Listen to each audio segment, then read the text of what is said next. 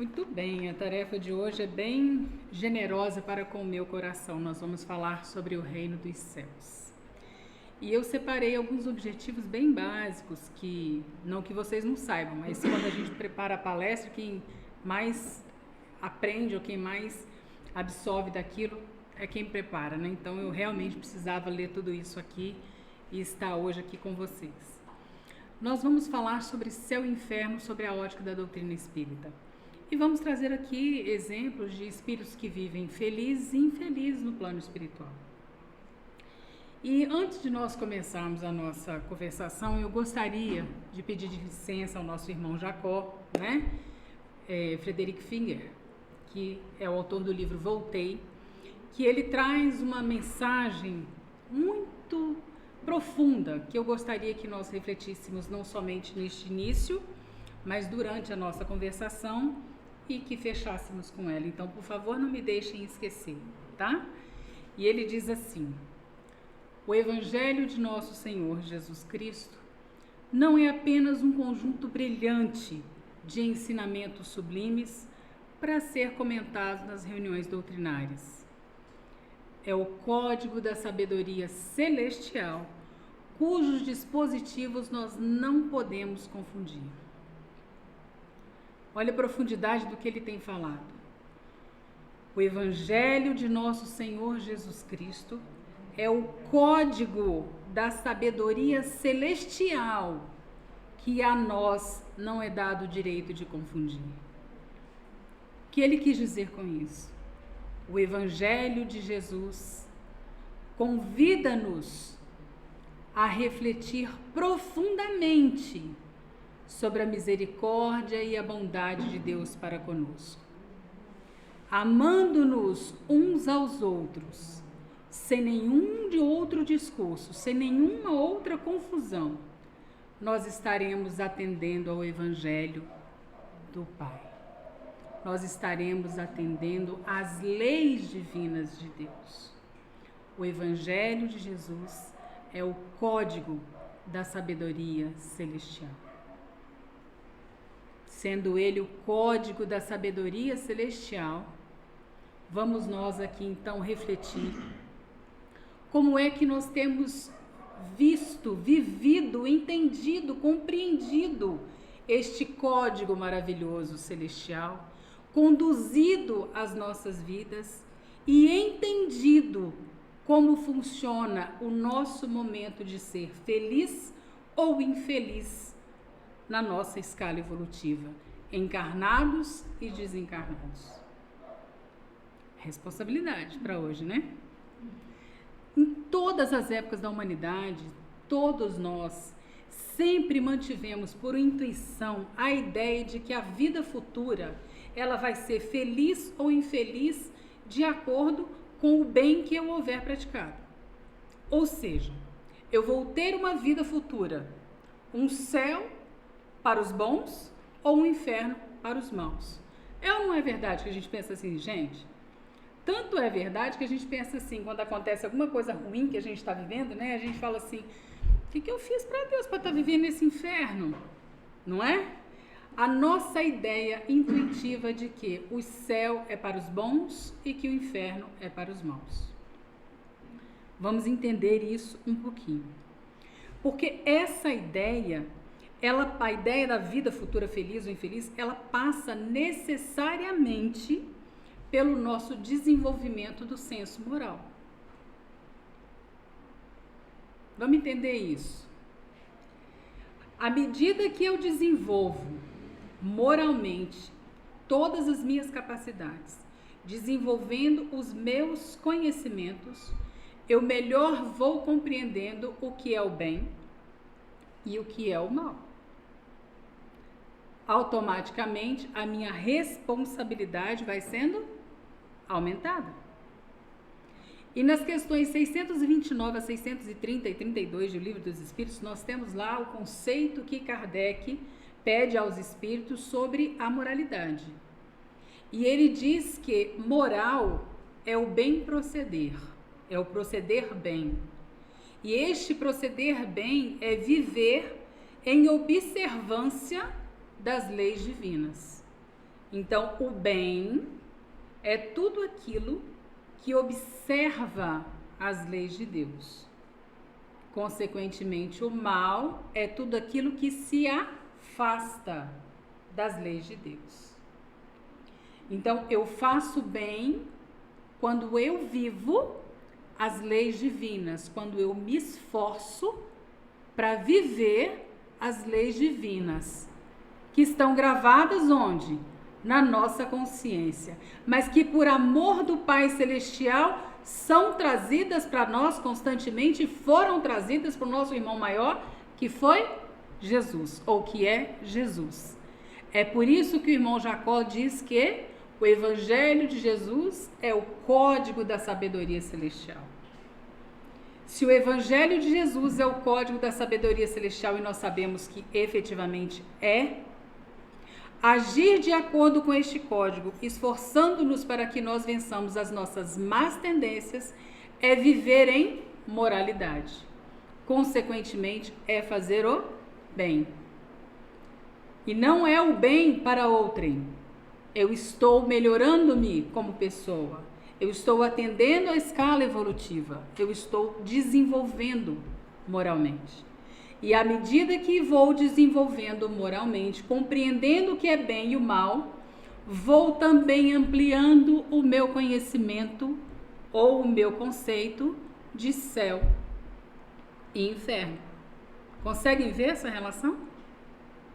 Porque à medida que eu vou desenvolvendo o meu intelectual, eu vou entendendo, e o meu moral, eu vou me entendendo como espírito imortal.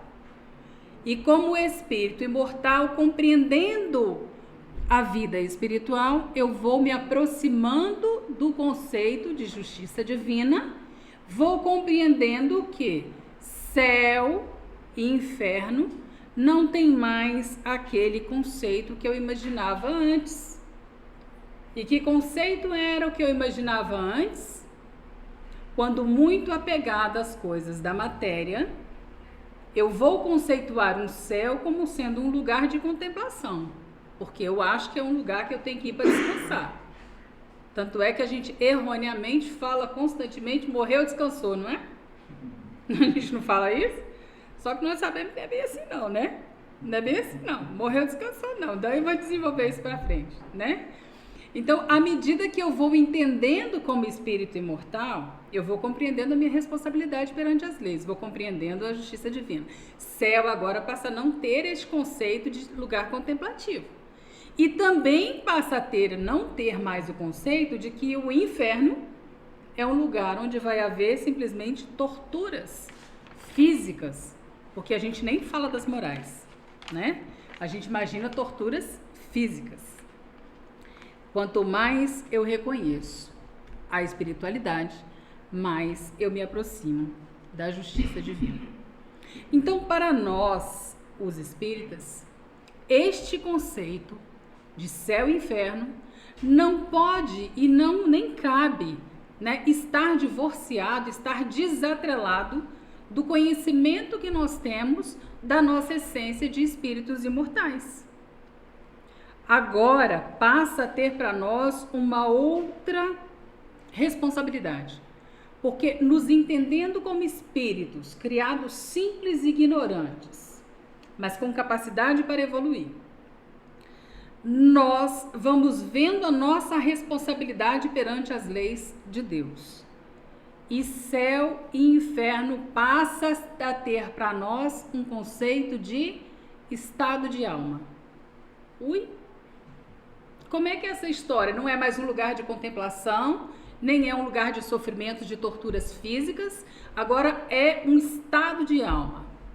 Vamos pensar um pouquinho, vocês já pensaram nisso? Céu e inferno é estado de alma, o que é isso? Como que é essa história? Se o espírito, né, encarnado é alma, a alma é espírito encarnado, como é que é estado de alma? Conseguem pensar como é o estado de alma? Céu e inferno, estado de alma, é o nível de evolução em que nós encontramos. Começamos a perceber agora que o nível de desenvolvimento que nós estamos vai ditar para nós a vida que nós queremos ter. de viver uma vida, entre aspas, no céu, tranquila, harmoniosa, ou de viver uma vida conflituosa, cheia de torturas. Agora prestem atenção. A vida nossa é uma só, dividida em diversas encarnações. Neste momento, nós estamos tendo uma experiência na matéria, porque a nossa essência é espiritual. Então, eu sou um espírito vivendo uma experiência na matéria. De maneira que a vida que eu tenho aqui agora, ela vai comigo. O plano espiritual, quando eu perder o corpo físico. Então, o meu céu ou o meu inferno começa onde? Onde eu estou vivendo. Então, começa na própria encarnação que nós estamos tendo. Porque eu simplesmente vou transpor de uma dimensão para outra. Então, eu vou viver lá o que eu vivo aqui. Então, se eu sou ansioso, vaidoso, orgulhoso, desajeitado, eu só vou mudar de carteirinha. Eu vou continuar. Só que com a responsabilidade maior, porque agora, como espírito já liberto da matéria, eu tenho outras percepções, né? Inclusive das encarnações anteriores, dos equívocos cometidos. Ai, doeu. Né? Porque agora eu vou também responder por isso. Então, eu começo a viver este céu ou este inferno na minha própria existência, na oportunidade que nós vamos ter agora. Céu e inferno é o nosso estado de alma. Bacana isso, né, gente? É muito legal. Porque agora eu não vejo mais a misericórdia divina, o Pai Celestial, como um Pai que pune, porque eu estou compreendendo a justiça divina. Eu estou vendo a minha responsabilidade perante as leis, as minhas ações. Eu estou compreendendo porque eu estou me aproximando ao desenvolvimento moral que faz com que eu acompanhe esse raciocínio. Ou que eu entenda, ou que eu sinta este raciocínio. Para o nosso intelecto, Kardec, lá no Céu e Inferno, no capítulo 3 do Céu e Inferno, nos itens 5 e 6, ele fala da existência de dois mundos. Nós sabemos que é um só em outras dimensões, mas para a nossa inteligência, né, para a facilidade, ele fala nos dois mundos. Então, o mundo corpóreo é composto por seres materiais, né? São seres encarnados, vinculados a um determinado globo. No nosso caso, a Terra. Então, nós estamos no mundo, né? Estamos vivendo todos aqui, temos as limitações da matéria, ok? Circunscrito esse local, né? É circunscrito. Já o mundo espiritual, ele ostenta por toda parte. Não tem a limitação da matéria. Se ele ostenta por toda parte, sem nenhuma limitação dessa que nós temos, ele pode estar na superfície da Terra em meio a nós, que é o que eles estão, né? Ou eles podem estar no espaço. Então, céu e inferno não tem lugar circunscrito. Não é ali, não é aqui, não é embaixo, não é em cima, né? Porque você vai estar lá embaixo. Lá embaixo na escala evolutiva. Mas não lá embaixo, né? Em termos de local. Eu vou viver o céu e o inferno de acordo com a minha capacidade de entender o Evangelho de Jesus. Muito bem.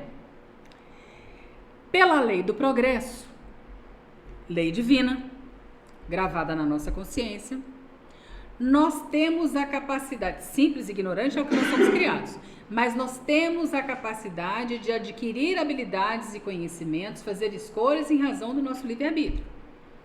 Então, nós podemos desenvolver, né, muito a nossa capacidade em razão da lei do progresso. Tanto é que ninguém fica parado, no máximo a gente estaciona. Não é assim?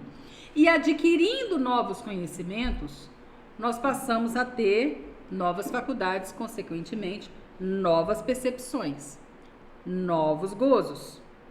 E os espíritos mais depurados conhecem gozos e sensações que nós, inferiores, não temos a noção. Nós não temos a menor impressão. De maneira que, quanto mais nós nos desenvolvermos intelectual e moralmente, mais nós nos aproximaremos da justiça divina, mais desenvolveremos capacidade de compreender tudo o que existe na criação.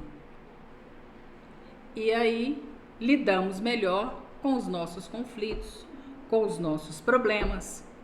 E a nossa felicidade passa a ter agora uma relação direta com o progresso realizado. É lindo, hein, gente? Eu vou ser feliz ou menos feliz de acordo com o meu desenvolvimento. Não por outro motivo. Nós temos exemplos dados pelo próprio Kardec em O Céu e o Inferno. Num primeiro momento até nos parece um pouco mais grosseiro, mas vamos raciocinar aqui. 2 espíritos podem estar no mesmo lugar, tendo sensações completamente diferentes, ou seja, vivendo o seu céu ou o seu inferno, a sua felicidade ou a sua infelicidade, estando no mesmo lugar. Compreendem agora que eu não preciso de um lugar circunscrito chamado de inferno ou de umbral ou de zona para poder estar infeliz? Não, porque isso é criado dentro de mim, porque o reino dos céus é construção nossa interior. Ele dá o seguinte exemplo: um músico muito apurado, né, para as notas musicais, e uma outra pessoa que não tem nenhum tipo de desenvolvimento artístico. Eles estão num ambiente onde há um concerto. Quem está feliz? Quem vai perceber as notas? Quem vai se harmonizar com as vibrações das músicas? Quem vai sentir sensações maravilhosas, êxtases? O músico. E o outro? Não vai perceber nada, vai ficar entediado, vai querer ir embora, né, incomodado. E não vai, aquilo ali para ele nada é a mesma coisa. Eles estão exatamente no mesmo lugar. Vamos conseguindo entender o estado de alma? A história do copo cheio, né, mais cheio ou vazio, tá pela metade? Não, para mim tá quase cheio, não, tá quase vazio. Tudo depende da visão que nós temos, e essa visão, ela é proporcional ao nosso desenvolvimento moral. Onde está o meu tesouro? Está meu coração. Se o meu coração está em Jesus, no seu evangelho, o meu tesouro ali está. As belezas do universo eu vou enxergar, porque eu tenho agora sentidos apurados para entender o amor do Pai para conosco. Então, nós podemos saber que um cego, junto de uma outra pessoa, com a mãozinha dada, a pessoa enxerga tudo o que está acontecendo no ambiente, né? Ventilador, luz, microfone, câmera, todo mundo, cadeira. O cego está enxergando isso? Não está, eles estão no mesmo lugar. Desenvolvimento. É um exemplo grosseiro, viu, gente? Mas é para a gente entender o que a gente está falando aqui. Então, nós vimos a casa espírita. Quando estamos muito sintonizados com a espiritualidade, achamos o máximo a fraternidade que nós vivemos aqui. Adoramos os trabalhos, né? Não vimos a hora para estar na casa espírita, para abraçar, ou agora não pode mais, né? Mas para dar um toquinho. Estamos tão felizes ali, adoro encontrar fulano. Ai, é uma maravilha. Mas, se eu não estou com essa sintonia, torna-se um suplício vir para a casa espírita e principalmente assistir uma palestra, e essa então, hein? Nossa, para vir para cá deu custo, né? Acontece ou não acontece isso, gente? Acontece. Nenhum de nós está livre de ter esse tipo de sensação. Mas nós podemos tentar, entre aspas, blindar essas sensações quando nós depositamos os nossos corações. Onde? No Evangelho de Jesus. Mas é só depositar? Não. Aí é que tá. É esforçar-se por vivenciar o Evangelho de Jesus. Esforçar para vencer o homem velho que há em mim, para vencer as minhas más tendências. Com isso, eu vou largando aquela capa de homem velho, rude, apegado às coisas da matéria, vou sofrendo menos com as privações, com os problemas, com os conflitos, porque eu estou depositando em Deus a confiança de que tudo se resolverá, porque o Cristo me deu esse caminho, ensinou para onde eu vou. O Evangelho de Jesus é o código de Deus e nós não podemos confundir. Eu não posso dar desculpas para viver o Evangelho de Jesus. Eu não tenho que dizer que fulano, beltrano, cicrano me fez fazer tal coisa. Eu fiz tal coisa porque eu não me melhorei. Eu estou vivendo aquele conflito, aquele inferno, aquela dor, aquele sofrimento, aquela tortura toda, porque eu não me melhorei. Aquela mágoa, aquele ciúme, aquela inveja, eu não me melhorei. Esse é o meu inferno particular, é não construir o reino dos céus no meu coração. Quando eu me nego a me melhorar. Agora, quando eu me prontifico a melhorar, eu então me coloco à disposição de fazer o bem, de bem proceder, esforço-me por viver e vivo de acordo com as leis de Deus. Naturalmente, eu vou vivendo de maneira mais harmoniosa, mais tranquila, compreendendo melhor a justiça de Deus. Mas quando nós desencarnamos, né, perdemos o corpo físico, e isso é uma coisa que nós entendemos, né, nós espíritas já entendemos com muita facilidade, somos seres imortais, estamos vivendo temporariamente na matéria, tendo uma simples experiência, vamos largar essa matéria quando ela já cumprir a tarefa que nós temos aqui, né, passamos para o plano espiritual e reingressamos na vida espiritual. Olha o que eu falei lá no início, estamos reingressando na vida espiritual. Então, a nossa consciência imediata do plano espiritual, ela só irá existir se eu estiver efetivamente bem próxima de tudo aquilo que eu vivenciei em doutrina na presente encarnação. Fora isso, eu vou passar por um estágio de perturbação e ele pode ser muito mais prolongado do que uma outra pessoa que nem entendeu, nunca nem conheceu a doutrina espírita. O nível de responsabilidade. Né? É nível de responsabilidade. Então, um espírito purificado, um espírito já desapegado das coisas da matéria, se reconhece rapidamente no plano espiritual. Já um espírito mais endurecido, mais inferior, prolonga e nem se sabe quanto tempo. Depois a gente vai trazer uns exemplos aqui, se der tempo, né? Onde os espíritos falam que às vezes eles perdem até a noção, eles nem sabem quanto tempo eles passam por aquilo ali. Esse estágio aí, ele pode realmente perdurar. Então, pode durar muito tempo para um espírito bastante materializado. Agora, o fato de eu conhecer a doutrina espírita diminui esse estágio de perturbação? Vocês acham que diminui? Eu conheço a vida espiritual, não sai do centro, trabalha 15, 30, 40 anos naquela casa, não. Conheço tudo do plano espiritual, diminui? Não diminui, não. Pode ajudar, pode, se você tiver consciência da sua responsabilidade e da vinculação com a justiça divina. Pode ajudar. Mas, segundo os espíritos, somente a prática do bem tem influência na duração mais ou menos longa desse estágio de perturbação. Ou seja, sem viver o evangelho de Jesus na sua pureza, para cada um de nós. Mas eu não tenho tempo, eu não posso, não dá, não consigo fazer a caridade, não tem jeito. Gente, vou perguntar uma coisa aqui, caridade é só assistência? Não. Caridade é, e principalmente é, a capacidade que nós temos de ser úteis. Mas eu estou muito doente, não dá para ir para casa, não posso dar o passo, não posso fazer a sopa, a evangelização não dá para ir para campanha, não posso, né? Perguntar aqui uma coisinha. Dá para fazer uma prece? Dá, não dá? Se eu fizer uma prece em benefício de alguém, eu estou sendo útil. Porque naquele momento eu posso me conectar com a espiritualidade amiga, responsável pelo caso daquela pessoa, e doando o melhor dos meus sentimentos e dos meus fluidos, eu posso colaborar para a reanimação, para a revivificação do fluido vital daquela pessoa.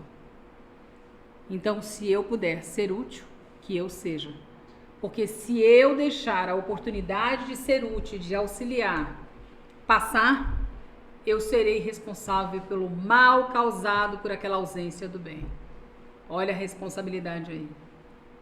É bem, bem e bem sempre, gente. Porque viver bem, procedendo dentro da moral, é viver do ladinho da lei de Deus, observando e aplicando em todos os momentos as leis divinas. Mas o meu nível de entendimento do que é bem e é mal pode estar um pouco deturpado, porque vai depender realmente da minha moralidade. Qual foi o código que o Cristo nos deu? Não faça ao outro o que não quer que faça com você. Aí já é uma medida. E Santo Agostinho, na questão 919 do Livro dos Espíritos, dá também uma regrinha, né? Faça o seu checklist, pergunte à sua consciência se você não feriu alguém, se você não magoou alguém, faça um propósito de no dia seguinte ser melhor do que ontem, né? E comece a pensar, não, mas eu posso estar com a moralidade desvirtuada, porque os meus valores vai depender dos meus valores, do meu desenvolvimento, né? Então isso não é igual para todo mundo, de fato, não é igual para todo mundo.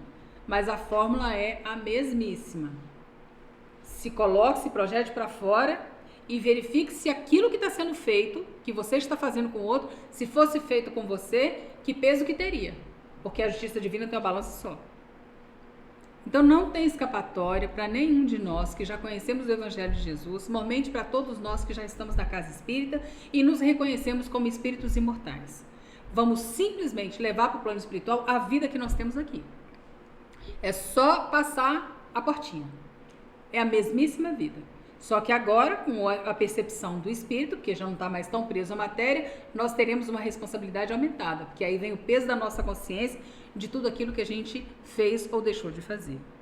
É por isso que o Cristo nos diz que a cada um segundo as suas obras. Então, o céu e o inferno será para mim o meu estado de alma, porque responde, como é que se diz? Ditará, né? O meu desenvolvimento, o quanto eu já consegui evoluir. Então, se eu fiz tudo que estava ao meu alcance dentro das leis divinas, segundo as minhas obras, eu vou ter o meu céu ou eu vou ter o meu inferno. Tudo bem, gente? Tudo bem, né? E os Espíritos nos trazem aqui uma informação muito bacana aqui no Céu e Inferno, que eu vou pedir licença para vocês para ler. Eles diziam assim, ó: o mundo espiritual tem esplendores por toda parte, harmonia e sensações, que os espíritos inferiores, ainda submetidos à matéria, nem sequer entreveem e somente são acessíveis aos espíritos depurados. Então, se eu estou simplesmente passando a portinha, levando para o plano espiritual exatamente a vida que eu tinha aqui, o reino dos céus que eu construí enquanto eu estava encarnado, naturalmente eu não vou perceber, não vou ver, não vou compreender o que o espírito puro percebe. Né? Não vou, porque eu simplesmente passei a portinha. Se eu quero viver melhor em harmonia, eu preciso passar essa portinha melhorada.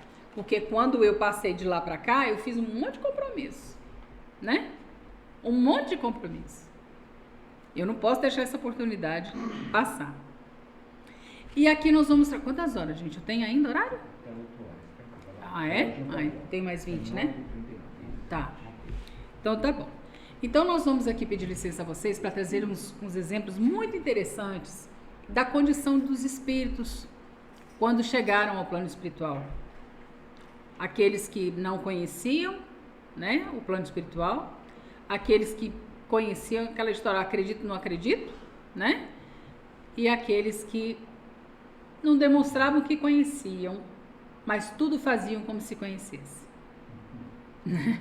Porque tem isso também, né? Tudo conhecia, mas não demonstrava, mas fazia, agia em conformidade. O primeiro caso que eu destaquei aqui... Alguém fala francês, gente? Então, o sotaque que der, né? Aqui é François Riquet. François Riquet, ele era um celibatário, né, já idoso, muito rico, mas muito avarento. E ele deixou, né, muita coisa para os seus sobrinhos. Mas exatamente por ser avarento, ainda depois de desencarnado, 5 anos depois de haver desencarnado, François Riquet ainda estava atrás do quê? Dos bens. Estava feliz, gente? Estava vivendo o seu inferno, não estava? Porque ele sofria demasiadamente, porque via os seus herdeiros dilapidando o patrimônio e ele se achava no direito de cobrar aquele patrimônio. E ele foi buscar um contato que ele tinha, olha o que os espíritos às vezes fazem, né? Lá distante para fazer essa comunicação. Como ele era proprietário de muitos bens, uma certa época ele locou um imóvel para uma determinada inquilina. E essa inquilina tinha uma filha que era dotada da faculdade mediúnica. E ele foi buscar quem? Essa filha. Né? E durante um sonho ele fala com essa menina que ele precisa encontrar com a mãe dela. E é exatamente em função disso que ele é evocado nessa reunião da Sociedade Parisiense. E lá ele começa a falar, né? Que ele sofre demasiadamente quando ele vê que tá todo mundo gastando o dinheiro que era dele e ele tava ali para buscar o dinheiro que era dele. Ele precisa pegar o dinheiro que é dele. Né? E mesmo ali os orientadores, os esclarecedores falando, olha, mas né, até uma coisa que a gente nem faz nas nossas reuniões mediúnicas, mas certamente lá, né, foi necessário. Eles disseram, olha, mas para que o senhor quer o dinheiro? Né? Já não tá mais na matéria não, filho. Já morreu. Aí ele falava assim, como que eu morri? Tô vivo. Completamente vivo. Nem se enxergava morto, né? Nem se enxergava desencarnado. Tô muito vivo e tô atrás do meu dinheiro. O senhor não vai mais precisar desse dinheiro. O senhor está agora num outro momento. Então, vamos orar, pedir a Deus para que o senhor saia desse sofrimento, porque tudo isso é muito pesado. Aí ele se reconhece sofredor. E aí ele diz, realmente, eu estou sofrendo muito. Eu sofro dia e noite. Então, vamos orar sim. Vou pedir a Deus que tire isso de mim para que eu me desapegue desses bens e não sofra tanto. Então, olha o sofrimento dele, o apego dele à matéria fazia com que ele sofresse demasiadamente no plano espiritual e nem se reconhecesse no plano espiritual, nem sequer sabia que estava desencarnado. Vivia o seu inferno particular, não vivia? Vivia, não vivia lá naqueles fogos que a gente imaginava antigamente, né? Aquelas lanças, aquelas torturas, não. Infernos morais, sofrimentos, dores, torturas morais. As físicas também são muito bem sentidas, né? Dependendo do apego à matéria. Mas sabemos que os espíritos sofrem moralmente. Novelo.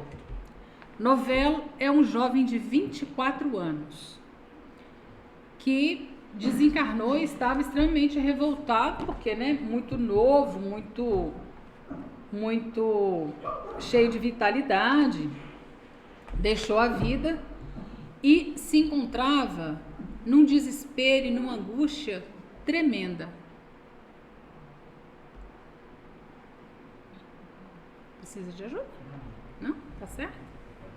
Se encontrava em angústias tremendas. E se vocês me permitirem, para eu ser fidedigna ao que ele relata aqui, se eu conseguir enxergar, né, gente? Porque a gente coloca a lente um para enxergar no outro, porque quando coloca a máscara, embaça o óculos, é uma festa, né?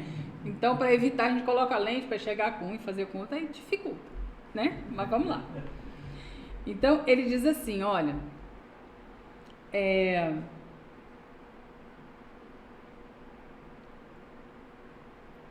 a consciência do meu estado e a revelação das faltas que havia cometido em todas as minhas encarnações me feriram subitamente, enquanto uma luz implacável iluminava os mais secretos recônditos da alma, que se sentia desnuda e logo tomado de acabrunhada vergonha. Procurava fugir a essa influência, interessando-me pelos novos objetos que cercavam. Aqueles espíritos luminosos, aquela ideia que a gente tem de uma felicidade, eu sequer poderia aspirar. Mas formas sombrias e desoladas, ora que estavam mergulhadas em tédios e em desespero, e horas elas eram irônicas e furiosas, essas sim, deslizavam em torno de mim e me puxavam para a terra. Olha o que ele está relatando. Depois eu convido vocês a lerem, gente. Está lá no capítulo 4, na segunda parte do Céu e Inferno, tá? Novela. Muito interessante o depoimento dele. Então ele diz assim, olha, um mortal é capaz de pressentir as torturas materiais pelos arrepios da carne, mas as vossas dores frágeis são amenizadas pela esperança ou pelas distrações. Mas nunca este mortal será capaz de entender ou ter a ideia das angústias de uma alma, ou que uma alma sofre sem trégua, sem esperança e sem arrependimento. Aqui ele relata todo o sofrimento dele, tudo o que ele havia passado. E ele diz assim: por um momento eu me sentia,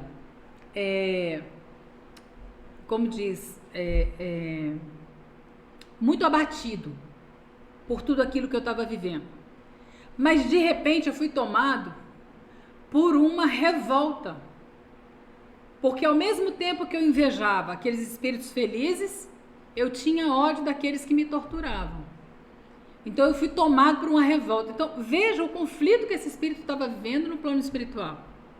Jovem, novo, 24 anos, desencarna, se vê diante da responsabilidade da sua própria existência, das suas atitudes, sofre horrores, agruras terríveis e de repente daquele abatimento, daquele sofrimento, ele passa a ser um revoltado, ele começa a se revoltar com a justiça divina. E então alguém ora por ele e ele é evocado nessa reunião da Sociedade Parisiense e ele se sente melhor, porque ali ele vai ouvir os ensinamentos. Quantos espíritos nas nossas palestras não ouvem, ou nos nossos estudos, não ouvem os ensinamentos e não modificam os seus quadros mentais? Olha a responsabilidade que nós temos de estar numa casa trabalhando e estudando. Porque eles verão em nós os exemplos que eles precisam para modificação.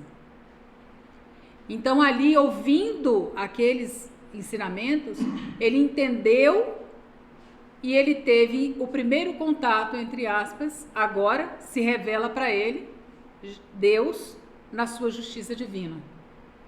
Porque até então, Deus havia se revelado para ele, né? Cobrança. Mas ali ele tinha percebido a misericórdia de Deus para com ele. Ali revelou-se a bondade de Deus para ele naquele instante em que ele se viu melhorado numa reunião em que ele estava frequentando, uma reunião mediúnica, onde ele ouviu o Evangelho de Jesus. Ali começa para ele um novo céu. Agora, o mais glorioso relato de uma vida feliz no plano espiritual. Condessa Paula, também no capítulo 2, parte 2 de O Céu e o Inferno. Já ouviram a história da Condessa Paula?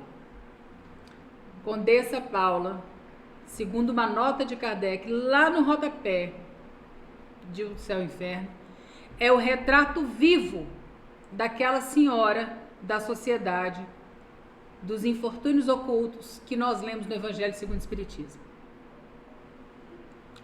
Bela, jovem, 36 anos, extremamente rica, dama da sociedade.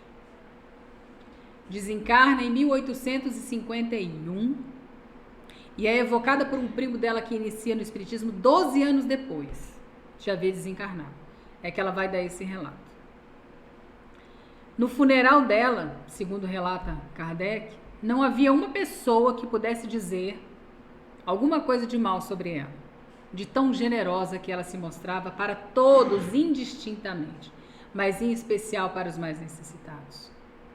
Era tão justa em tudo aquilo que fazia, em tudo aquilo que agia e como pensava, que jamais tinha a capacidade de não pagar um salário para aqueles que trabalhavam para ela. Não conseguia se entender vivendo momentos de, em tese, alegrias e felicidades, se soubesse que tinha contas para pagar. Então ela precisava quitar as suas dívidas, pagar as suas faturas, né? Para ela poder se entreter. Porque ela não se imaginava, né, devedora de alguma coisa e vivendo outros momentos. Então era extremamente justa, leal aos preceitos do Cristo. Aqui não fala em religião, tá, gente? Mas a gente vê que o procedimento dela é coerente com o Evangelho de Jesus. Equilibrada, educada e muito doce. Muito econômica. Ela tinha funções muito altas, né, atividades domésticas muito altas, em razão do cargo alto que era exercido pelo marido. Então ela tinha muitos saraus, né, que eles chamam, que ela tinha que organizar. E fazia isso de maneira mais econômica possível. Ela fazia com o que normalmente a gente faz com 10. Então ela fazia de maneira muito simples e tudo a contento, para que sobrasse dinheiro e ela pudesse usar esse dinheiro na caridade, para que ela pudesse distribuir para quem realmente precisava. Então ela é tipicamente aquela pessoa que a gente fala assim, né? Erroneamente a gente fala nos velórios assim, né? Só morre quem é bom. A gente não fala isso, né? Se fosse o mal, não morria. Não morre mesmo o mal não, gente, porque a cadeia é aqui, o exílio é aqui. Se já foi, é porque já cumpriu a sentença. Vamos querer que essas pessoas que cumpriram a sentença permaneçam não, né? Vamos ser justos. Se nós aqui deitamos, a nossa sentença ainda está sendo cumprida, é a dela, né? Mas a gente fala realmente isso, né? Só morreu porque é boa, porque se fosse ruim, ficava. Tem que ficar mesmo, né? Vamos começar a pensar que tem que ficar. Enfim, esse era o quadro dela.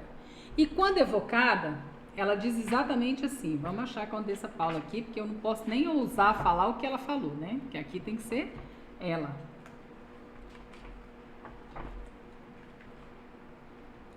Onde ela tá, meu?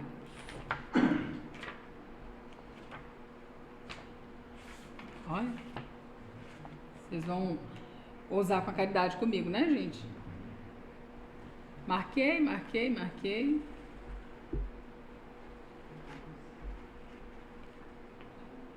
Nossa, que triste. Bom, não é pra eu achar aqui, é pra eu achar aqui, né? Se alguém achar aí, fala pra mim, tá? Se alguém tiver. Não sei se é 200.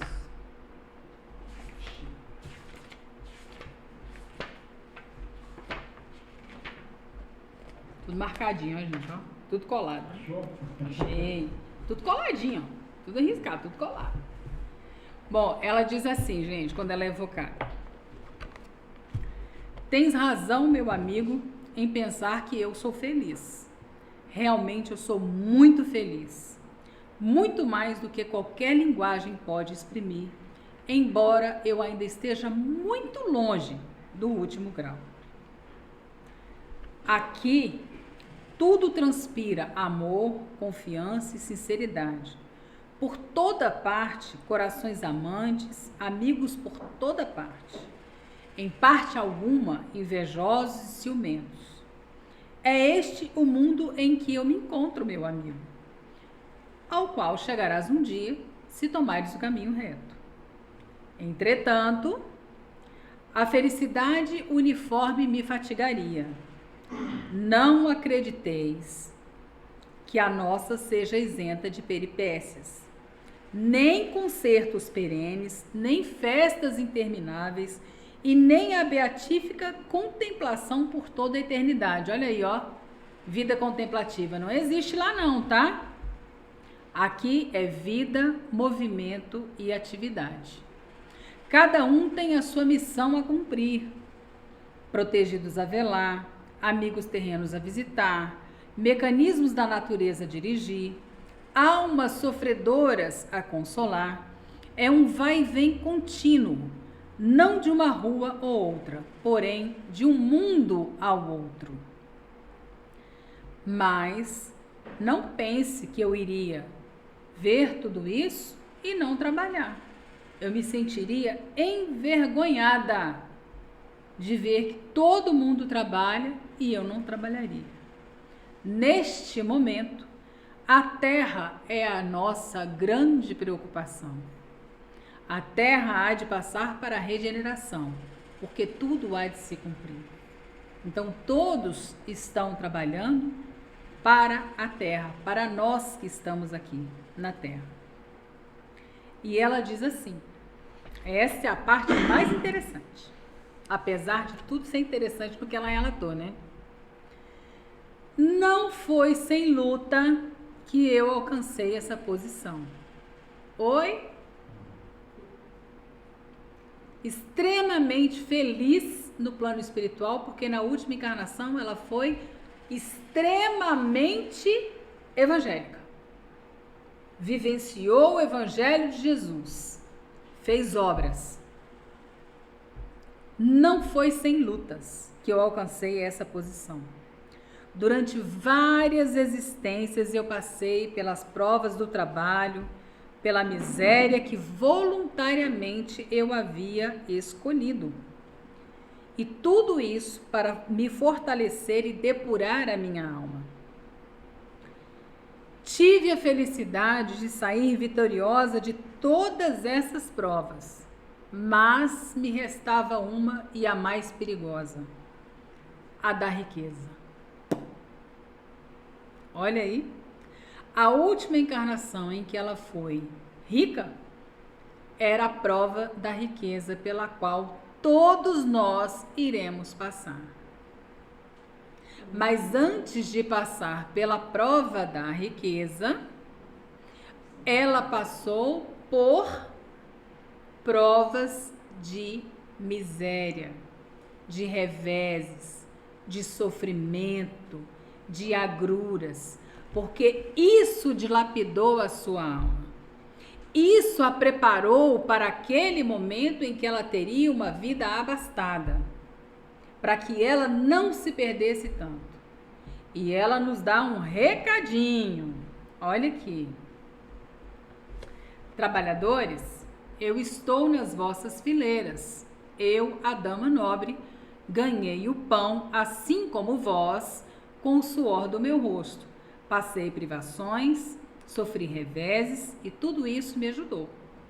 Do contrário, teria falido. Como eu, também tereis a prova da riqueza, que eu acabei de falar. Mas não vos apresseis em pedi-la cedo demais.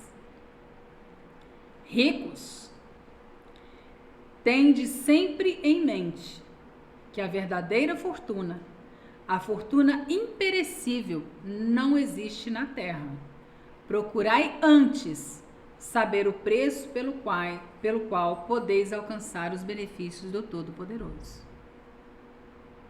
Então veja que aqui ela nos dá um relato do seu momento feliz no plano espiritual, vivendo o seu céu de acordo com o reino dos céus construído ao longo de todas as encarnações em seu coração.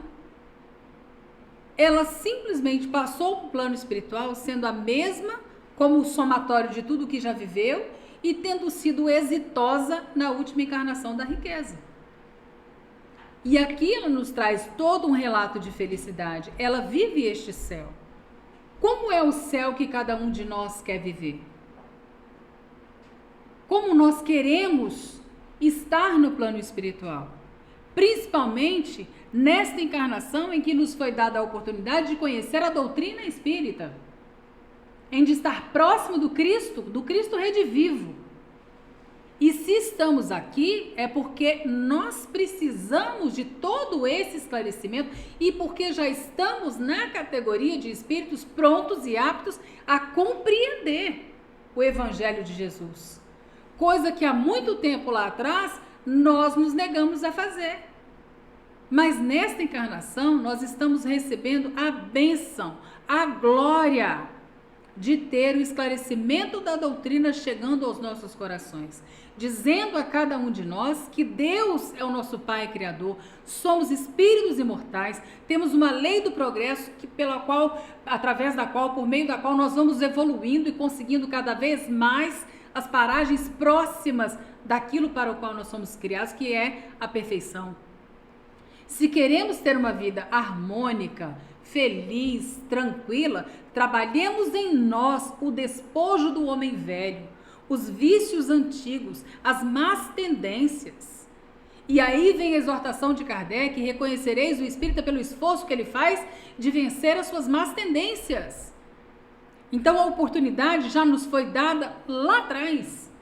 E se hoje nós estamos aqui, nós somos agraciados por Deus.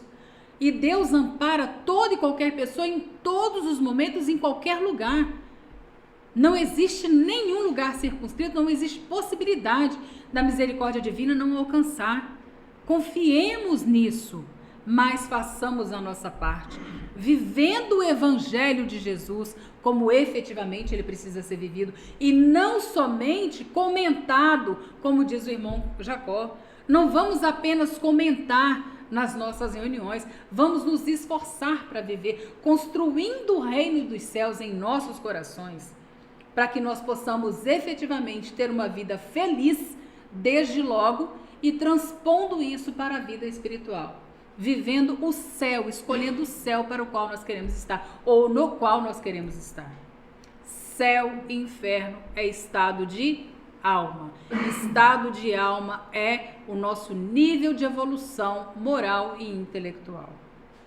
Nós seremos julgados pelas nossas obras, incluindo o dever moral que nós temos para conosco mesmos, porque o dever moral começa comigo. Eu não tenho que reformar ninguém e nenhuma situação para ser feliz. Eu tenho que reformar a mim para que eu possa ser feliz. Se alguém me magoa, se alguém me prejudica, eu só vou manter-me magoado e me sentindo prejudicado se eu permitir, porque não é a pessoa que tem o condão de me magoar. Sou eu quem me magoou, porque Deus me dá o livre-arbítrio de escolher como eu quero viver. Se eu quero viver magoado, é um problema meu, não dele. Ele foi instrumento para o meu burilamento. Olha lá quando essa Paula passou por reveses. Ele foi um instrumento para o meu burilamento. Agora, se eu quero me manter em trevas, o problema é meu. O estado vai prolongar-se de acordo com a minha capacidade moral. Viver um céu ou viver um inferno vai depender da minha escolha. E Deus nos respeita o livre-arbítrio. Para isso, Ele nos deu livre-arbítrio. Capacidade de desenvolver, ok. Capacidade de ter as sensações, ok. Capacidade de aproximar-se do Cristo, ok. Tudo já foi dado. A flecha foi lançada. A bola já começou a rolar. A escolha é nossa. Onde nós queremos viver? Que céu nós queremos viver? Que inferno nós queremos viver? Saber resolver as situações do dia a dia, os conflitos que nos aparecem, a falta de dinheiro, o desemprego, a doença, né? A morte prematura de um ente querido. Saber viver isso vai depender da minha capacidade, da minha disposição de querer estar com Cristo tanto quanto o Cristo está comigo todos os dias. Eu acho que eu já avancei, mas eu gostaria de recomendar para vocês uma leitura de uma mensagem aqui do livro Justiça Divina, Psicografia Chico Xavier pelo Espírito Emmanuel. A lição é a 61, intitulada Céu e Inferno. Tá bom? Muito obrigada a todos. Fiquem na paz de Jesus e no céu escolhido por cada coração.